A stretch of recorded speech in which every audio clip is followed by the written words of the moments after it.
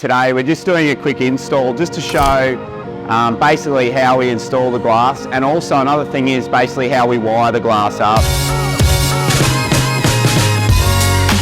The glass is 65 volts AC, so you do need a registered electrician to do the actual connection between the glass and the chase wire. But we'll just run through the process just so you can see exactly how we do it. Basically we got our standard POLYVISION transformer, 240 volt.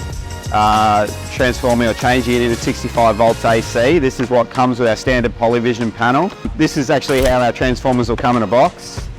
All boxes come with a stubby holder. Orientation of the buzz bar being at the top of the panel, we've run our wires straight through the center of our pocket, and then I'm going to pull the wire to the side. We're going to glaze our panel and then we're going to hook it up. We've got our wires ready to go for the electrician. The biggest thing that we get asked is, why have we got two wires? You know, we've got two black wires and two white wires. It's basically in case we compromise one of these while we're doing the install.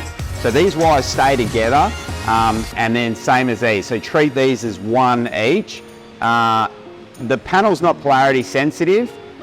So basically we'll just hook up your neg and your positive, that's it. So, but as long as we keep these wires together and treat them as one, that's spot on. The electrician's done his component, we've just heat shrunk the wires. After that we normally heat shrink this whole section, and then we push the wires up into the pocket, and that way we can always get access to them moving forward in the future if we need to.